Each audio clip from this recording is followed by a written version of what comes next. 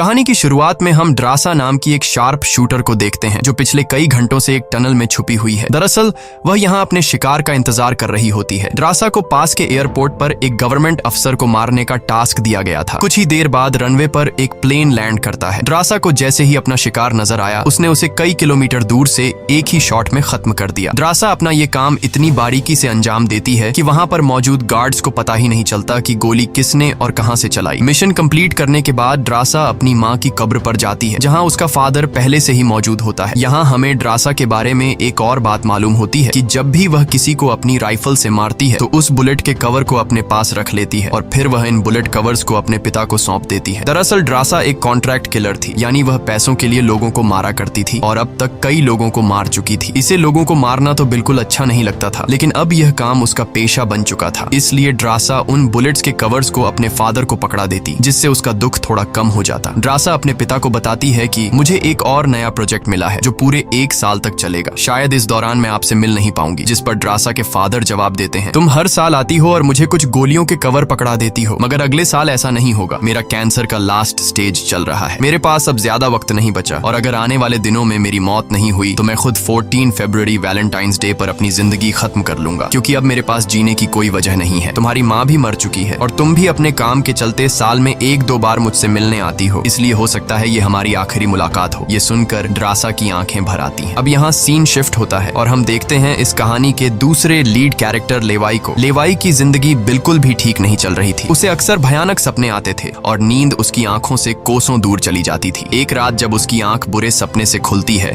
तो लेवाई अपने घर से बाहर निकलकर समुद्र के किनारे पर आता है। यहाँ उसे थोड़ा बेहतर महसूस होता है और वह अपनी डायरी में कुछ लिखने लगता है। तभी लेवाई को अचानक उसके फोन पर एक मैसेज आता है। उस मैसेज में उसे एक एड्रेस दिया गया होता है जहाँ उसे जल्द से जल्द पहुंचने का कहा गया होता है। लेवाई बिना वक्त गंवाए एक मिलिट्री बेस पर पहुंचता है और वहां उसकी मुलाकात होती है एक लेडी ऑफिसर से जिसका नाम बार्तो है। बातचीत के दौरान हमें पता चलता है कि लेवाई कोई आम इंसान नहीं बल्कि एक आर्मी ऑफिसर था, लेकिन अब वह रिटायर हो चुका है और सिर्फ इतना ही नहीं, वह एक डेडली स्नाइपर भी रह चुका है। वह अब तक 200 से भी ज्यादा लोगों को स्नाइपिंग से मार चुका है। बार्तो लेवाई से कहती है, मैं तुम्हें एक मिशन पर भेजना चाहती हूँ क्योंकि तुम एक बहुत ही अच्छे स्नाइपर हो और ये सिर्फ तुम ही कर सकते हो। लेकिन मिशन पर भेजने से पहले बार्तो लेवाई से एक बहुत ही जरूरी सवाल पूछती है, अगर तुम इस मिशन पर गए तो क्या तुम्हें याद करने वाला पीछे कोई है? ये बात सुनकर लेवाई को कुछ अजीब लगने लगता है, लेकिन फिर वह जवाब देता है, नहीं, मेरा इस दुनिया में अब कोई भी अपना नहीं है। ये सुनकर वो लेडी लेवाई से कहती है, तुम तैयारी कर लो, कुछ घंटे बाद तुम्हें उस मिशन पर भेजा जाएगा और वहाँ तुम्हें 1 साल के लिए रहना है। इसके बाद लेवाई को बेहोश कर दिया जाता है और जब उसकी आंख खुलती है तो वह अपने आप को एक एरोप्लेन में पाता है। लेवाई कुछ समझ नहीं पाता कि आखिर उसे कहाँ ले जाया जा रहा है और उसे किस तरह का मिशन सौंपा गया है। इसलिए लेवाई वहाँ पर मौजूद एक सोल्जर से पूछता है, मुझे कहाँ ले जाया जा रहा है? लेकिन वह सोल्जर लेवाई की इस बात का कोई जवाब नहीं देता, बस इतना कहता है, अपना आईडी और वॉच हमें दे दो, ये सब तुम्हें तब वापस मिलेगा जब तुम्हारा मिशन पूरा हो जाएगा। थोड़ी देर बाद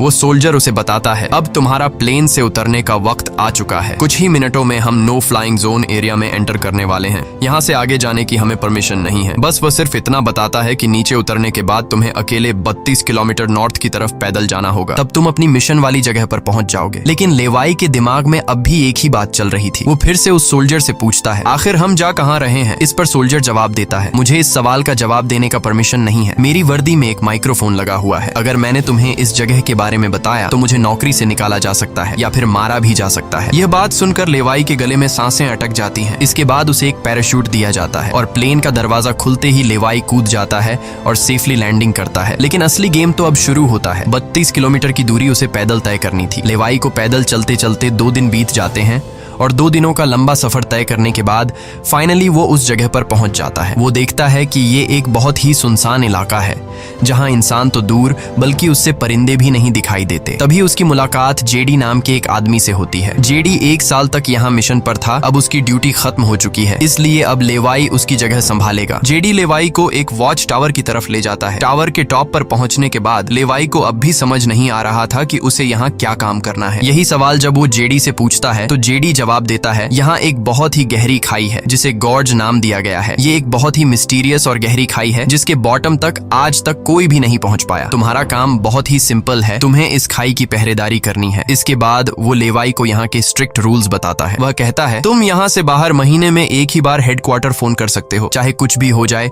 तुम बाहर की दुनिया से जुड़ने की उम्मीद मत रखना। ये टावर, जिसे हम वेस्ट टावर कहते हैं, इसके ठीक सामने ईस्ट टावर है, वह रशिया का है। वहाँ भी एक गार्ड अपनी ड्यूटी निभा रहा है, लेकिन तुम दोनों के बीच कोई भी कॉन्टैक्ट अलाउ नहीं है। तुम्हें सिर्फ अपनी ड्यूटी पर ध्यान देना है और हाँ, आने वाले खतरे के लिए हर वक्त तैयार रहना, क्योंकि यहाँ तुम पर किसी भी वक्त हमला किया जा सकता है। यहाँ ऑटोमेटिक गन्स और नीचे ढेर सारे लैंड माइन्स लगाए हुए हैं। अगर ऑटोमेटिक गन्स में गोलियां खत्म हो जाए तो उसे हमेशा रिलोड रखना, क्योंकि हमले के दौरान ऑटोमेटिक गन्स तुम्हारी बहुत काम आएगी। और आखिरी बात, अगर तुम्हें कभी भी यहाँ तेज सायरन की आवाज सुनाई देने लगे तो तुम बिना सोचे समझे यहाँ से भाग जाना। जेडी कहता है, मुझे भी नहीं पता कि ऐसा क्यों बोला गया है, लेकिन मुझे जो पिछले ड्यूटी वर्कर ने बताया था वही मैं तुम्हें बता रहा हूँ। लेवाई उसकी सारी बातें अच्छी तरह से सुन लेता है, पर उसका सवाल एक ही था। वह पूछता है, आखिर यहाँ ऐसा क्या है जिसके लिए इतनी स्ट्रिक्ट सिक्योरिटी लगाई गई है? तभी जेडी एक ग्रेनेड निकालता है और इस ग्रेनेड को उस गहरी खाई में फेंक देता है। ग्रेनेड जैसे ही खाई की गहराइयों में धमाका करता है, वहाँ से एक अजीब भयानक आवाज गूंजने लगती है। वो आवाज किसी इंसान की बिल्कुल भी नहीं थी, वो किसी ऐसी चीज की थी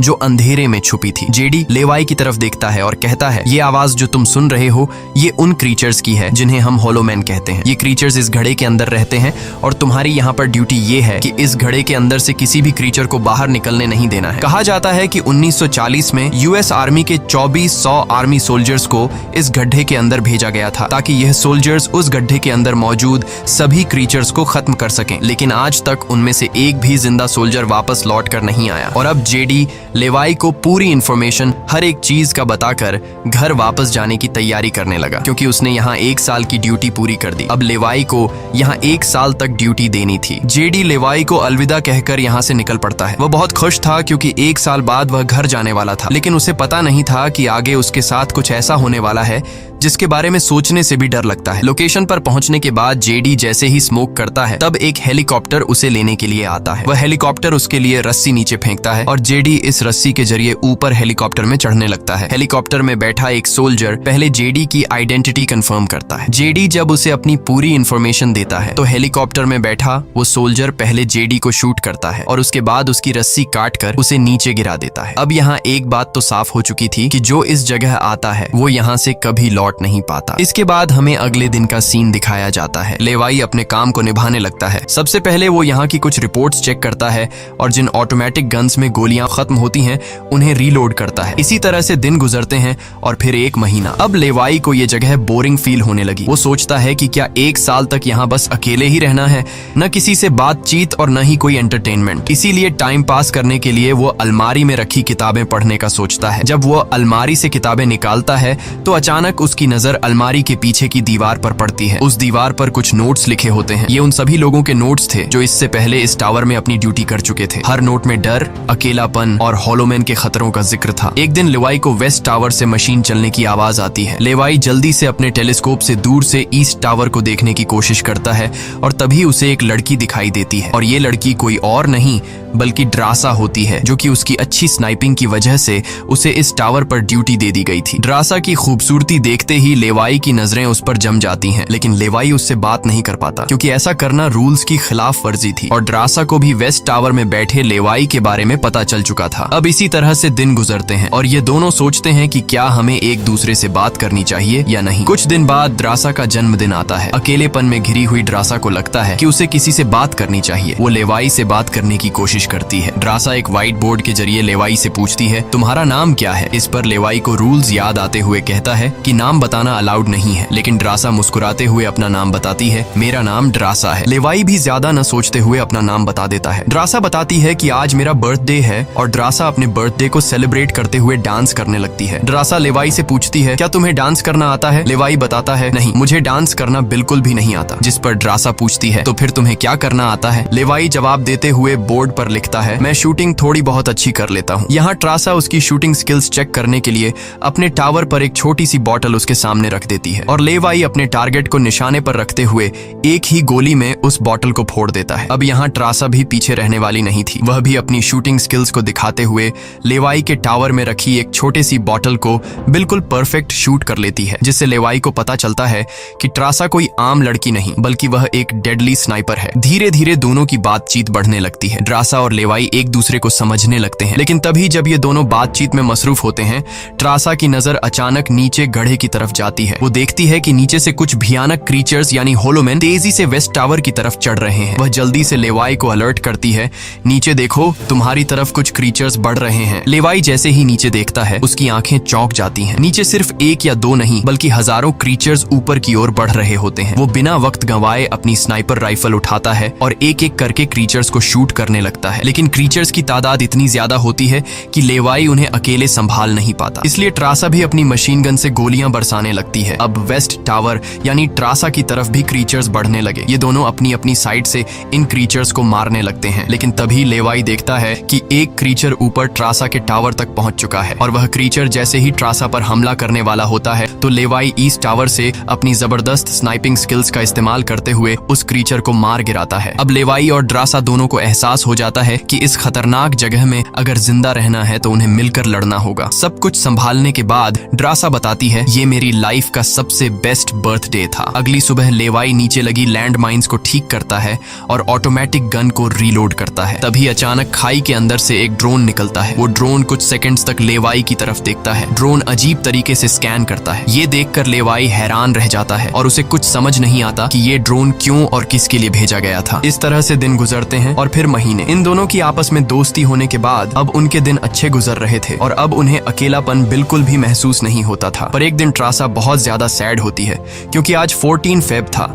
और उसे याद आता है कि उसके फादर ने कहा था कि अगर कैंसर की वजह से आने वाले कुछ दिनों में नहीं मरा तो वो 14 फेब के दिन खुद को मार देगा। और यहाँ ट्रासा बोर्ड पर लिखकर लेवाई को बताती है, आज मैं खुद को बहुत ही अकेली महसूस कर रही हूँ। अगर आज मेरे पास कोई होता तो बहुत अच्छा होता। लेवाई को भी पहले ही दिन से ट्रासा से मिलने का मन था और आज वह खुद को रोक नहीं पाता। वो ट्रासा के पास जाने का प्लान बना लेता है। वह एक रॉकेट लॉन्चर के जरिए ईस्ट टावर तक पहुंचने का जुगाड़ कर लेता है। अगली सुबह वो रॉकेट लॉन्चर का इस्तेमाल करके एक मजबूत रस्सी को ट्रासा की तरफ फेंकता है, जिसके बाद ट्रासा टावर के बाहर आती है और वो रस्सी को मजबूती से एक पेड़ के साथ बांध देती है ताकि लेवाई रस्सी के जरिए लटक कर ईस्ट टावर तक पहुंच जाए। लेवाई बिना देर किए उस रस्सी के सहारे ईस्ट टावर की ओर बढ़ने लगता है, लेकिन बीच में वो अटक जाता है क्योंकि आगे रस्सी की ढलान खत्म हो चुकी थी। इसलिए अब लेवाई हाथों की मदद से आगे बढ़ने लगता है और करीब आधा घंटा हाथों की मदद से सफर करने के बाद वो ट्रासा के टावर तक पहुंच जाता है। ट्रासा उसे वेलकम करती है और कहती है, तुमसे बहुत ही गंदी पसीने की बू आ रही है, इसलिए पहले तुम नहा लो, फिर मैं तुमसे मिलूंगी। लेवाई को ये सुनकर हंसी आ जाती है। वह कुछ कहता नहीं, बस सिर हिलाकर मान जाता है। ट्रासा यहाँ पर शरारत करते हुए उसके कपड़े दूर जाकर छिपा लेती है और सीसीटीवी कैमरा के जरिए लेवाई को देख रही होती है, जो टावर में मौजूद शावर में नहा रहा होता है। उसके बाद लेवाई और ट्रासा एक साथ बैठकर काफी देर तक बातें करते हैं। ट्रासा उससे अपनी पूरी स्टोरी बताती है और बताती है कि अब इस दुनिया में मेरा कोई नहीं रहा, सिर्फ मेरे फादर जिंदा बचे थे, पर कल के दिन उसने भी खुद को मार दिया होगा। यहाँ लेवाई भी ट्रासा को रात में आने वाले भयानक सपने और अपने उन दिनों के किस्से सुनाता है जब वो यूएस आर्मी में था। इस तरह से बातें करते करते रात हो जाती है। ट्रासा यहाँ एक सॉफ्ट म्यूजिक लगा लेती है। ये दोनों म्यूजिक की धुन पर डांस करने लगते हैं। इसी डांस के दौरान वो एक दूसरे के करीब आने लगते हैं और उनके बीच रोमांस होने लगता है। कुछ देर बाद लेवाई ट्रासा की तरफ देखकर एक मुस्कान के साथ कहता है, मैंने तुम्हारे लिए एक शायरी लिखी है, जब हम यहाँ से निकलेंगे तभी मैं तुम्हें वो शायरी दूंगा। अगले दिन लेवाई को वापस अपने वेस्ट टावर लौटना था। वह ट्रासा को अलविदा कहता है और रस्सी के सहारे वेस्ट टावर की तरफ चलना शुरू कर देता है। ट्रासा भी उसे जाते हुए देखती रहती है, लेकिन तभी हम देखते हैं कि कुछ क्रीचर्स ऊपर टावर की तरफ बढ़ रहे हैं, जिनमें से एक क्रीचर वहां लगे लैंड माइन से टकरा जाता है और एक जोरदार धमाका होता है। लैंड माइन के फटने से जो उसके लोहे के पार्ट्स हवा में उड़ जाते हैं, उनमें से एक पार्ट रस्सी से टकरा जाता है, जिससे रस्सी टूट जाती है और वह तेजी से उस खाई में गिर जाता है। है। लेवाई को गिरते देखकर ट्रासा बिना सोचे समझे अपना पैराशूट उठाकर वह भी उस खाई में कूद जाती है। खाई की गहराई में गिरने के बाद द्रासा पानी की तेज बहाव वाली नदी में बहने लगती है। वह किसी तरह करके नदी से बाहर निकलकर किनारे तक पहुंच जाती है। दूसरी तरफ लेवाई की किस्मत अच्छी होती है कि वो एक बड़े से पेड़ पर गिरकर लटक चुका था। इतनी ऊंचाई से गिरने के बाद उसे चोटें तो काफी सारी आ जाती हैं, पर उसकी जान बच जाती है। जैसे ही उसकी आंखें खुलती हैं, वो देखता है कि एक बड़ा कीड़ा उस पर हमला करने के लिए बढ़ रहा है। वो खुद को बचाने की कोशिश करता है, पर तभी पेड़ की लकड़ी टूट जाती है और लेवाई नीचे पेड़ की जड़ों पर गिर जाता है। नीचे गिरते ही पेड़ की जड़ों ने उसे अपनी गिरफ्त में लेने लगती है और लेवाई को जकड़ लेती है। उससे पहले कि ये जड़ें लेवाई को मार देती, वहाँ ट्रासा पहुंच जाती है। वो जल्दी से चाकू निकालकर इन जड़ों को काटने लग जाती है, जिससे लेवाई आजाद हो जाता है। इसके बाद लेवाई और ट्रासा चारों ओर देखने लगते हैं। हर तरफ सन्नाटा और डर का माहौल छाया होता है। तभी अचानक पेड़ों की आड़ से कुछ क्रीचर्स निकलकर उन पर हमला कर देते हैं। यहाँ उनके बीच एक बड़ी फाइट होने लगती है। लेवाई अपनी बंदूक संभालता है और पहली गोली सीधे एक क्रीचर के सर में मारता है। एक के बाद एक दोनों ने मिलकर दोनों क्रीचर्स को खत्म कर दिया। यहाँ लेवाई की नजर क्रीचर की डेड बॉडी पर पड़ती है। वह देखता है कि क्रीचर ने वही आर्मी वर्दी पहन रखी थी जो किसी जमाने में अमेरिकन सोल्जर्स की होती थी। ये देखकर लेवाई के रोंगटे खड़े हो जाते हैं। तभी उसे जेडी की वो बातें याद आती हैं जब उन्होंने बताया था कि 1940 में 2400 सोल्जर्स के एक बड़े ग्रुप को इस खाई में भेजा गया था और वो सैनिक कभी वापस नहीं लौटे थे। उसके बाद लेवाई और ट्रासा एक अजीब भयानक सी जगह पर पहुंच जाते हैं। यहाँ का मंजर किसी बुरे सपने जैसा था। हर तरफ इंसानों के सड़े गले शरीर पड़े थे और सबसे अजीब बात यह थी कि इन शरीरों के अंदर से पेड़ पौधे उग आए थे। ऐसा लग रहा था जैसे कोई जानलेवा वायरस ने इस जगह को अपनी गिरफ्त में ले लिया हो। तभी अचानक पेड़ों के बीच से कुछ हलचल होती है। लेवाई और ट्रासा समझ जाते हैं कि क्रीचर्स एक बार फिर उनका पीछा कर रहे हैं। डर के मारे यह दोनों तेजी से भागने लगते हैं और एक टूटी फूटी चर्च में घुस जाते हैं। दरवाजा बंद करने के बाद सामने उन्हें एक अजीब सा नजारा दिखता है। हर तरफ इंसानों की लाशें पड़ी हुई थीं। उनकी हालत देखकर ऐसा लग रहा था जैसे उन्होंने खुद अपनी जान ले ली हो ताकि इस वायरस से बच सकें। अचानक एक बड़ी मकड़ी ट्रासा के ऊपर कूद पड़ती है और ढेर सारी और भी मकड़ियां निकल आती हैं। ये मकड़ियां साइज में काफी बड़ी होती हैं। जैसे ही स्पाइडर उन पर हमला करता है, लेवाई और ट्रासा मिलकर उसे खत्म कर देते हैं। दूसरी तरफ चर्च का दरवाजा वो क्रीचर तोड़कर अंदर आ जाते हैं। लेवाई और ट्रासा अपनी जान बचाने के लिए उन पर फायरिंग शुरू कर देते हैं और जैसे तैसे करके उनसे अपनी जान छुड़ाकर चर्च से बाहर निकल आते हैं। तभी लेवाई की नजर सामने पहाड़ में बनी एक पुरानी सुरंग पर पड़ती है। वह दोनों फौरन उस सुरंग के अंदर घुस जाते हैं। अंदर जाकर उन्हें पता लगता है कि असल में यह एक पुरानी लैब है। यहाँ हर जगह टूटी फूटी कांच, मशीन्स और पुराने जंग लगे हुए कंटेनर्स पड़े थे। यहाँ लेवाई को एक पुराना डीवीडी कैसेट मिलता है। लेवाई डीवीडी को प्ले करता है और स्क्रीन पर एक लड़की नजर आती है। वह लड़की कहती है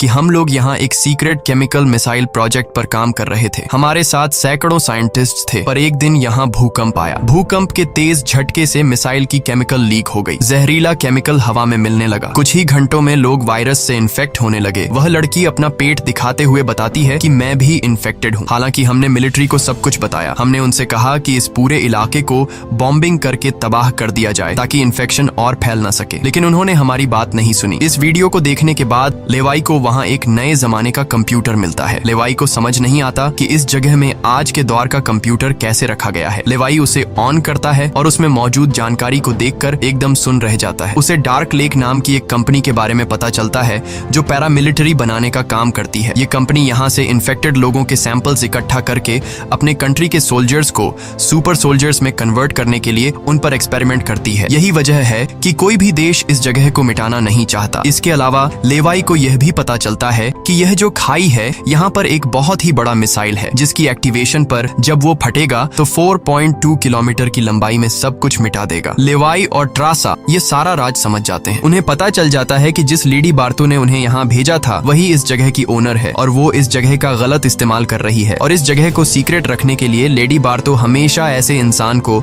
यहाँ पर ड्यूटी के लिए चुनती थी जिसका पीछे कोई पूछने वाला नहीं हो, और उस इंसान को यहाँ साल भर ड्यूटी करने के बाद मार दिया जाता, जिस तरह से जेडी को मार दिया गया था ताकि वो बाहर आकर दुनिया को इस जगह के बारे में नहीं बता सके। ये सब जानने के बाद जैसे ही ये दोनों वहाँ से निकलते हैं, तभी एक घुड़सवार क्रीचर ट्रासा को रस्सी से जकड़कर अपने साथ ले जाता है। लेवाई ट्रासा की तलाश में यहाँ वहाँ भटकता है, लेकिन उसे ट्रासा कहीं दिखाई नहीं दे रही थी। तभी लेवाई एक ऐसी जगह पर पहुँचता है जहाँ एक बड़ी मिसाइल रखी हुई थी। ये वही मिसाइल थी जिसके बारे में डार्क लेक कंपनी के कंप्यूटर से लेवाई को जानकारी मिली थी। लेवाई को सब कुछ साफ समझ आ चुका था। असल में वॉच टावर में पहले रह चुके लोग जब यह कहते थे कि अगर सायरन की आवाज सुनाई दे तो जितनी जल्दी हो सके यहाँ से भाग जाना चाहिए, वो दरअसल इस मिसाइल की ही बात कर रहे थे। दूसरी तरफ ट्रासा अब उस क्रीचर के कब्जे में थी। ट्रासा खुद को छुड़ाने की कोशिश करती है और जैसे तैसे करके वो खुद को छुड़ा लेती है। आजाद होते ही ट्रासा और क्रीचर के बीच फाइट छिड़ जाती है। लेवाई भी ट्रासा को ढूंढते ढूंढते वहां पहुंच जाता है और वह भी फौरन क्रीचर पर हमला कर देता है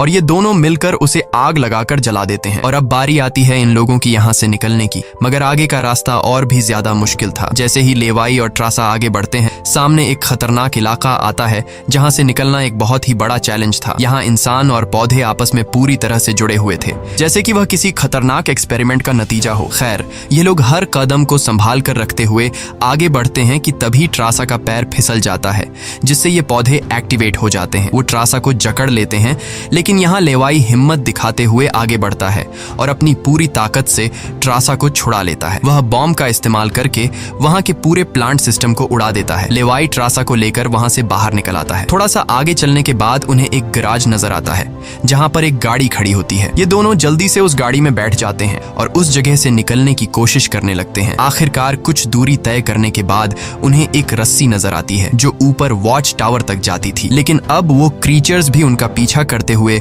वहां तक पहुंच चुके थे। अब यहाँ रस्सी को हाथों से पकड़कर ये लोग अगर ऊपर चढ़ते तो ये क्रीचर्स इन्हें मार देते। इसलिए लेवाई समझदारी से काम लेते हुए जीप को रस्सी से बांधकर ऊपर चढ़ने लगते हैं। ये लोग जीप को इसलिए रस्सी से बांध लेते हैं ताकि ये दोनों जीप में बैठकर उनके हाथ क्रीचर्स के साथ लड़ने के लिए फ्री हों। वो क्रीचर्स उन पर हमला करते हैं और यहाँ उनके बीच एक बड़ी फाइट होती है, लेकिन वो क्रीचर्स तादाद में काफी ज्यादा थे, इसलिए वो इन पर भारी पड़ रहे थे। यहाँ लेवाई के दिमाग में एक आइडिया आता है। वह जीप की पेट्रोल टैंक इन क्रीचर्स पर लीक कर देता है, जिससे निकलने वाले तेल को आग लगाकर उन सभी क्रीचर्स को जला देता है और आखिर में ये लोग उस जीप की रस्सी काटकर उसे नीचे छोड़ देते हैं, जिससे वो सभी क्रीचर्स मारे जाते हैं। इस तरह से ये लोग फाइनली ऊपर चढ़ने में कामयाब हो जाते हैं। अब इन दोनों को पता चल चुका था कि अगर ये दोनों यहाँ साल भर ड्यूटी कर भी लें तब भी आखिर में इन दोनों को मार दिया जाएगा। इसलिए अब ये दोनों एक बड़ा फैसला करते हैं कि अब वो इस जगह की रक्षा नहीं करेंगे बल्कि इस जगह को तबाह कर देंगे, ताकि इनकी तरह कोई दूसरा सोल्जर यहाँ पर न फंस सके और इस जगह का गलत इस्तेमाल बंद हो जाए। ये सब करने के बाद ये दोनों यहाँ से दूर जाकर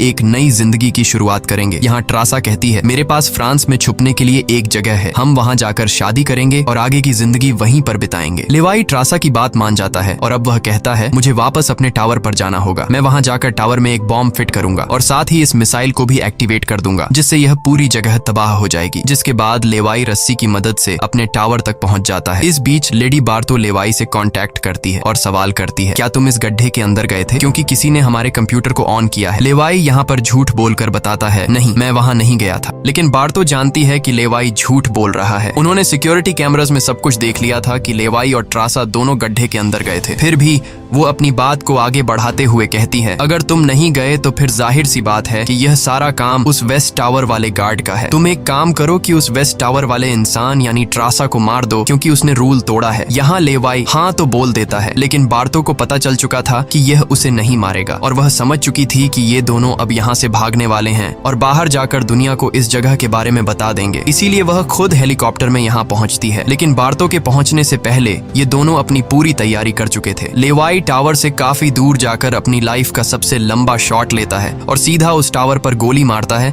जो सीधा नीचे मिसाइल से कनेक्ट था, जिससे एक तेज सायरन बजने लगता है। अब उनके पास टाइम कम था। ये दोनों तेजी से भागने लगते हैं क्योंकि जब मिसाइल फटेगी तो वह 4.2 किलोमीटर के एरिया को तबाह कर देगी। लेवाई और ट्रासा दोनों पूरी ताकत से जंगल की ओर भागने लगते हैं। ट्रासा अपनी जान बचाते हुए उस जगह से काफी दूर निकल जाती है, लेकिन लेवाई के पैर में चोट आई थी जिससे वह तेज नहीं भाग सकता था। दूसरी तरफ बार्तो को भी यह समझ आ चुका था कि जल्द ही मिसाइल ब्लास्ट होने वाला है। ठीक इसी वक्त मिसाइल एक्टिवेट हो जाती है और एक बहुत ही बड़ा धमाका होता है जिससे पूरी खाई तबाह होने लगती है। ये ब्लास्ट इतना भयानक था कि उसके लपटने और झटके दूर तक फैल गए, जिसमें बार्तो का हेलीकॉप्टर भी उस धमाके की चपेट में आ जाता है और वह वहीं मारी जाती है। ट्रासा ने तो 4.2 किलोमीटर का फासला तय कर लिया था, लेकिन लेवाई उस धमाके की लपेट में आ जाता है और धमाके से आने वाली तेज हवा उसे पानी में गिरा देती है। दूसरी तरफ खाई में सभी क्रीचर्स मारे जाते हैं। अब सिर्फ ट्रासा उस धमाके में जिंदा बच गई थी और वह एक ऊंची जगह पर खड़ी होकर लेवाई का इंतजार करने लगी। इंतजार करते करते रात हो जाती है, लेकिन लेवाई का कोई अता पता नहीं चलता। वो समझ जाती है कि अब लेवाई जिंदा नहीं रहा, जिसके बाद कहानी यहाँ से कुछ महीने आगे शिफ्ट होती है। ट्रासा लेवाई की लिखी हुई कविता को पढ़ती है। हर एक एक शब्द में उसे लेवाई की यादें महसूस होती हैं। आंखों में आंसू लिए वो अपने दिल को संभालने की कोशिश करती है। अब ट्रासा एक नई जिंदगी की शुरुआत करते हुए फ्रांस के एक होटल में वेट्रेस की जॉब करने लगती है। लेकिन फिर अचानक एक दिन ट्रासा के सामने लेवाई आकर खड़ा हो जाता है। वह जिंदा था। लेवाई को देखकर ट्रासा की आंखें खुली की खुली रह जाती हैं। वह खुशी के मारे दौड़कर लेवाई को गले लगाती है और इसी के साथ यह कहानी खत्म हो जाती है। अगर वीडियो आपको अच्छी लगी हो तो हमारे चैनल को सब्सक्राइब और वीडियो को लाइक जरूर कीजिएगा।